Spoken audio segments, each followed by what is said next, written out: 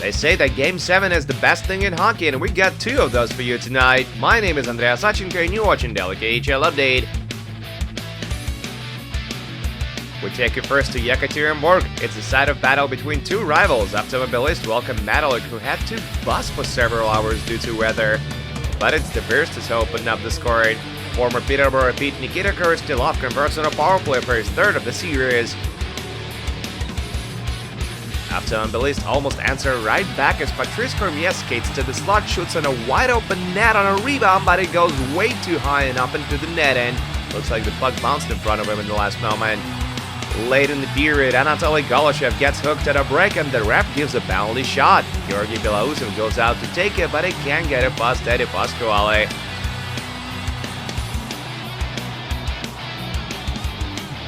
The host even things up early in the second. Nick Herbert takes a shot from midpoint and it goes straight in. He's got 5 on the postseason now. A few minutes later, Captain Sergei Shirakov scores on a power play for setup by Stepan DaCosta, and Automobilists lead 2-1 after 40. They improved their lead just over a minute into the 3rd. Cross-side speed by Belausev, and Alexei Makeyev scores another power play goal. It's 3-1 now.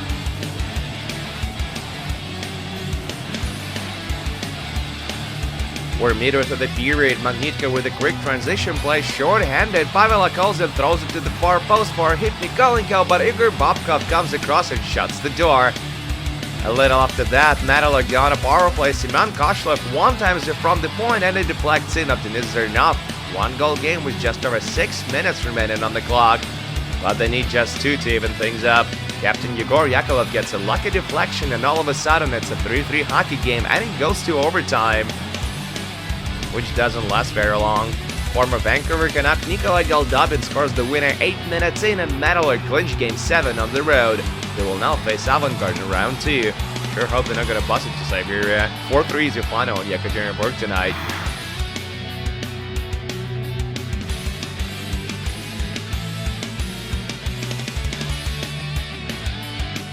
And now to Moscow, where defending champs Red Army look to stay alive in Game 7 against Severstal, who shut out the Red and Blue in the previous bout. And they come out hot for this one as well. David Dumbadze opens up the scoring meter to the first after Adam Radeborn cuffs up a juicy rebound.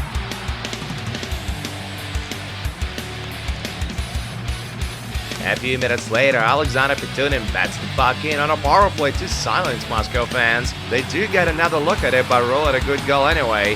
Severstal lead 2-0, and no team in the history of KHL has come back from a 2-0 deficit in Game 7. Well, it's about to change. Sergei Plotnikov redirects it home from the slot to convert on a power play less than 2 minutes later. We're late in the second now. Yegor Morozov awkwardly falls in the offensive zone and clear distress. The play goes on. The ref doesn't stop it even when Severstal seem to get possession, and that leads to a goal by Vladislav Kamenev. The Versters are furious, but the goal is gonna stand.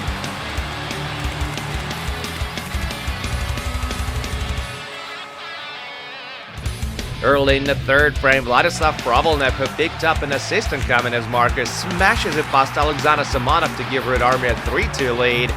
Less than 30 seconds later, Maxim Mamin gains the zone, feeds Maxim Sorkin at the far post, and Sorkin makes no mistake. And just like that, it's 4-2 Moscow. Severstal won't go down without a fight though. With 5 minutes on the clock, Alexander Saborov gets another one past Radeborn to make it a 1-goal game again. They roll the dice with the extra skater, but to no avail. Vladislav Kamenev scores on the empty net, and that's that.